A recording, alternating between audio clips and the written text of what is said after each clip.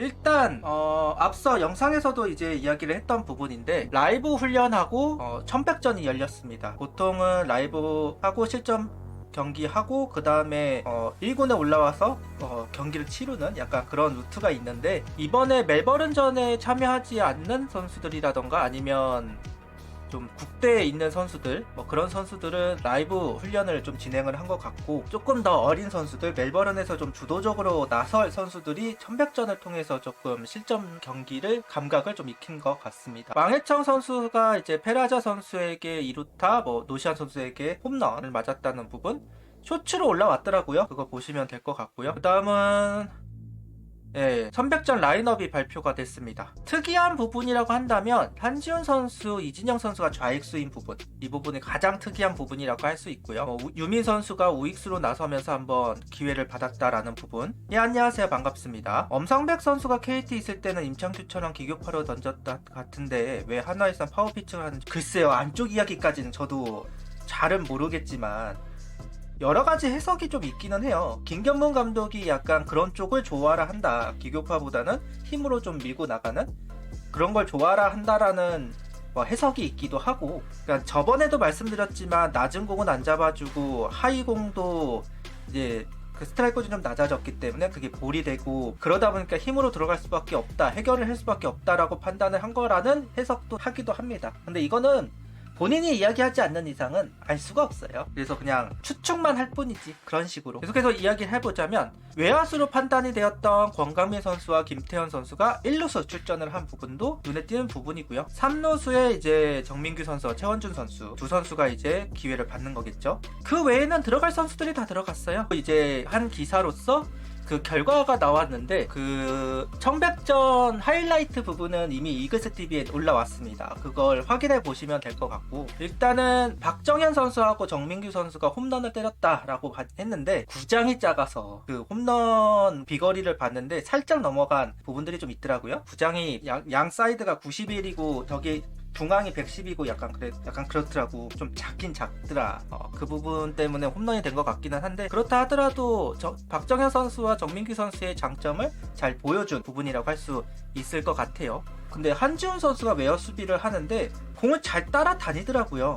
많이 실수할 거라고 생각은 했지만 그래도 공을 생각보다는 잘 따라가가지고 왜 시켜보려고 했는지는 알 것 같기는 합니다만은 솔직히 모르겠어. 한지훈 선수 외야수 시킨 이유인 게 좀, 그러니까 최은성 선수 같은 느낌이라고 해야 될까? 최은성 선수 키우는 느낌이라고 해야 될까? 한지훈 선수가 이번에는 좌익수로 아마 경험을 했습니다. 청백전 같은 경우는 의미가 없기는 하니까요. 그런 부분들, 그 다음에 장규현 선수 안타 하나 했다, 그리고 도루저지도 했다라는 부분들이 이제 결과치로 나왔습니다. 여기에서 가장 주목이 됐던 건 어쨌든 황준서 선수인 것 같더라고요. 황준서 선수가 2이닝 잘 던져주었고, 그 다음에 이민우 선수가 좋았다라는 식의 기자의 소견을 이야기했는데, 이게 투수 뒤에서 이제 찍은 것은 아니기 때문에 확실하진 않긴 하지만 몇 번 이제 슬라이더를 던졌어요. 슬라이더를 던졌는데 생각보다 각이 나쁘지 않게 들어가고 있고, 타자 방망이를 조금 피해가는 모습들이 좀 보였습니다. 횡적으로 좀 휘는 슬라이더일까 싶었는데 그런 건 아닌 것 같고, 약간 종적인 움직임을 좀 보여주는 것 같아요. 일단 던지는 거는 약간 하이존에서 던져서 약간 하이존으로 들어가는 약간 커브의 느낌이 나는, 짧은 커브, 약간 파워 커브의 느낌이 나는 슬라이더로 보여지기는 합니다. 근데 실질적으로 보려면 이제 저걸 봐야 되겠지, 경기하는 거를. 근데 다만 김태현 선수를 상대했을 때 슬라이더를 썼는데 김태현 선수가 정타를 만드는 게 아니라 그냥 파울이 됐어요. 그것도 몸쪽으로 때리는 파울이면 늦었다는 얘기가 되거든요. 생각보다 속도감도 있는 것 같고, 아직은 145km 정도 황준서 선수가, 그러니까 대강 선수들이 아직은 구속이나 이런 구위나 이런 것들 올라오지는 않은 상태니까 아직은 직구하고 슬라이더가 완전히 좀 갭이 나는 상태는 아니라서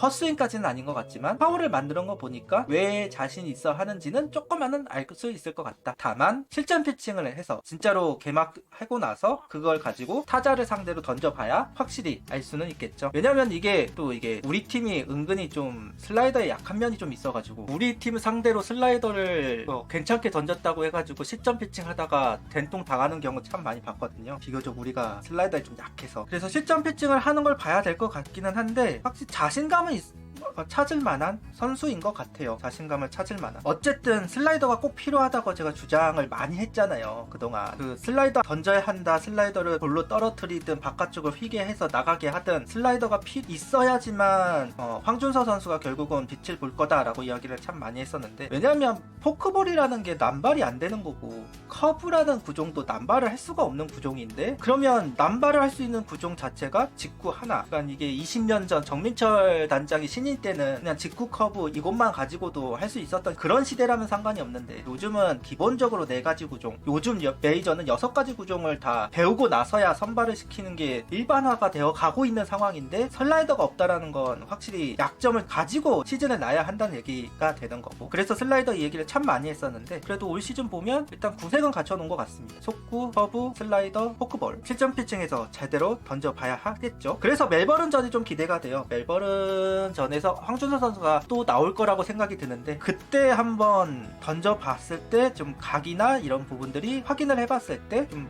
합격점이 있다고 한다면 김경문 감독도 좀 더 다양한 생각을 할 수 있지 않을까라는 생각도 있기는 합니다. 다음 소식지는 선수단 등록 인원 발표가 됐어요. 65명에서 68명으로 늘어나면서 모든 팀들이 이제 60명을 넘겼다. 등록 선수를, 그러니까 정식 선수를 등록시키는데 이제 60명 정도를 이제 등록시켰다 하는 소식이고, 하나가 이제 외야 쪽에서 좀 늘어났습니다. 한 4명 정도를 좀 더 정식 선수로 만들어 놓은 상태라고 할 수 있을 것 같아요. 이거는 뭐 어차피 늘어났으니까 늘어난 만큼 등록이 되는 거라서 이런 소식이 있다 정도로만 넘어가면 될 것 같습니다. 그래가지고 이번에는 스크랩 기사 이제 나온 거 가지고 좀 이야기를 해보도록 할게요. 문동주 선수 기사가 나왔습니다.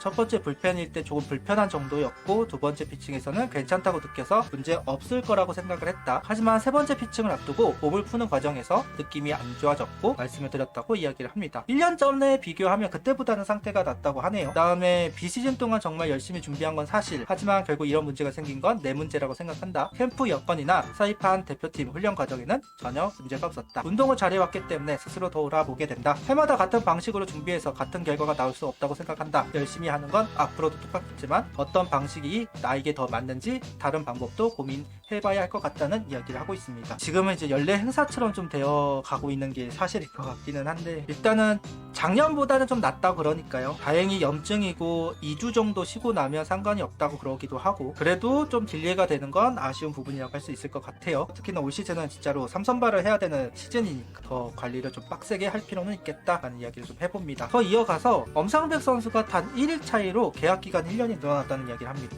144일 등록이 됐대요. 그러니까 등록일수가 145일 이상이어야지만 1년으로 쳐주는데 144일이 되어서 1년으로 채워주지 못하고 4년 이후에 또 한 번의 연봉 계약을 하고 나서야 FA가 되는 그런 상황이라고 합니다. 이게 좋은 건지 나쁜 건지 모르겠어요. 엄상백 정도 되는 선수를 1년을 거의 그냥 쓸 수 있다는 것을 보면 좋은 것 같기도 한데, 또 한편으로는 나이가 더 들어간 엄상백 선수를 1년을 더 써야만 한다는 게 또 안 좋은 것 같기도 하고, 어쨌든 하루 때문에 1년을 못 채웠다라는 기사가 한번 나왔습니다. 그 다음에 오재원 선수 인터뷰 기사인데요. 1라운드 중반에 뽑힐 거라고 생각했는데 순번을 모르니 긴장을 했다. 부담보다 기대가 되는 것이 크다. 설렌다. 수비와 달리기는 슬럼프가 없다. 그걸 높게 평가를 한 것 같다. 여러 코치님들 만나면서 배웠고 메이저리그 영상을 보면서 실전에 써봤다. 도루는 감 위주로 뛰었고 투구 템포가 일정한 투수를 미리 체크해 뛰었다. 지금은 3kg 정도 찍고 근육량이 1kg 정도 더 찌우고 싶다고 이야기를 하고 있습니다. 지금 현재 앞서도 라인업을 보여드렸지만 이원석 선수하고 이진영 선수하고 중견수 자리를 두고 경쟁을 할 거다, 보통 이렇게 봤었잖아요. 근데 정작 보니까 중견수에서 경쟁을 하는 거는 이원석 선수하고 오재원 선수고, 이진영 선수는 코너웨어로 나왔습니다. 특히나 좌익수로 나왔다는 부분.